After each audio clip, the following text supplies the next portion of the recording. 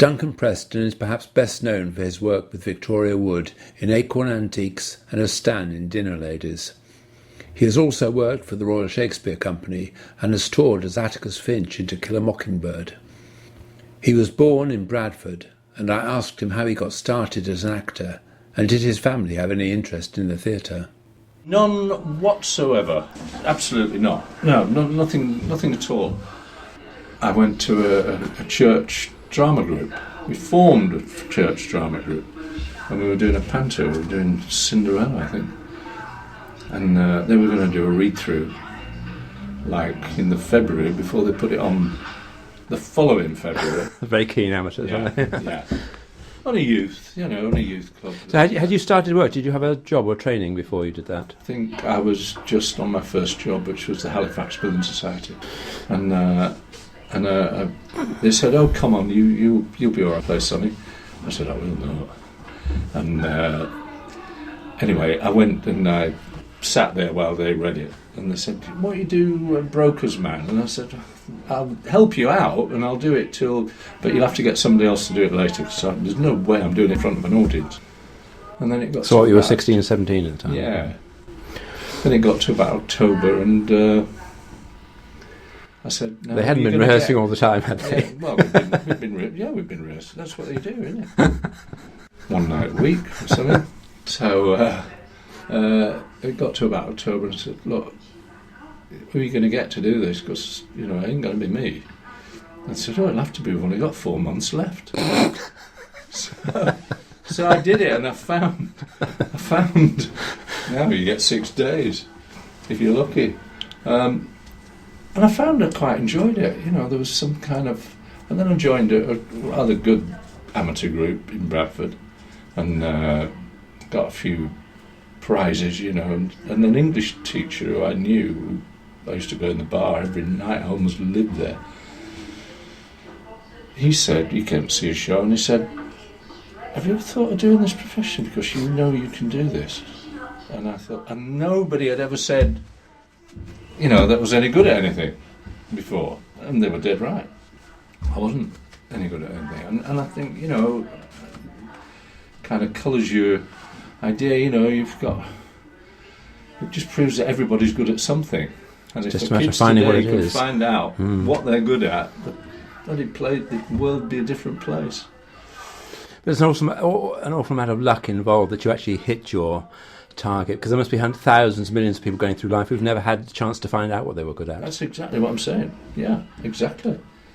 I mean, I didn't have a chance. I mean, it was only because I was funny. That's why they asked me a lot. Everybody used to think I was funny. I'm not anymore. I'm just all grunt now.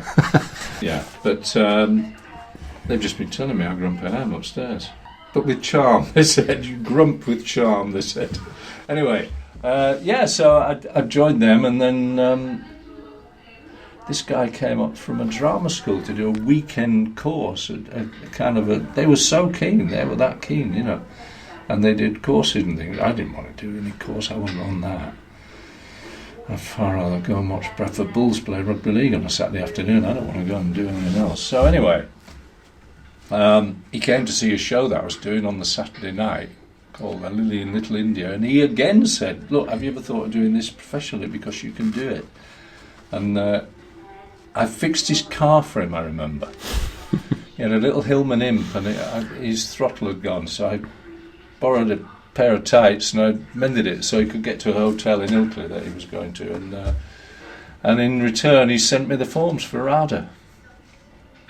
And I went down and told my dad I was going to a meeting I was now working for my dad, who was a haulage contractor. I said, "I'm going to a meeting of the Road Haulage Association." Went and auditioned for RADA and got in, which was the biggest surprise, It doesn't seem you were that committed to it. Were you jolted? Well, it was a sort of gradual thing. I never thought for a minute I'd get in. I never thought for a minute. I still don't think I'm that, I'm not, I'm just a middle-of-the-road actor. That's how I look at myself. And if I'm working, I'm very lucky. That's how I feel about it. Because, I was reading an article yesterday about a girl called Sheridan Smith, who I've worked with. She played my daughter in a thing on the radio.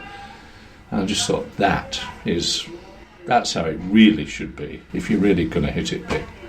I mean, I've just worked, just ticked over. Which is all you can ask for, really. Well, it's in all I this wanted, business. really. Now I look at it, that's all I wanted. I've got to be honest. I mean, I get enough recognition for, being on the telly. I don't think I could stand anymore. People are very nice to me. People are really nice. They come up and they say, "You give me such a lot of entertainment and joy over the years," and I just think that's really nice, people to say that. But I've never really played a leading part. I mean, this is a leading part. Sure, and it's a fairly meaty part too, I would have thought. It's a wonderful part. Probably in the top 3 parts I've ever played, yeah. Did you or do you have any ambitions for parts? I mean, do you do much Shakespeare? No.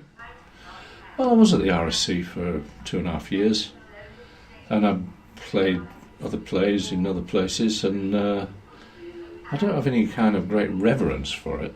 You don't have ambitions for Lear or anything like that? No. I don't know whether I could do it. I don't know whether I'm physically strong enough to do it. I think you've got to be really strong to do that. Could Jackie Wood come to stage door? Could Jackie Wood come to stage door? But, I mean, to do it really well, I mean, this is my limit, I think. But so you seem quite happy to be just, for want of a better phrase, a jobbing actor. That's what I am.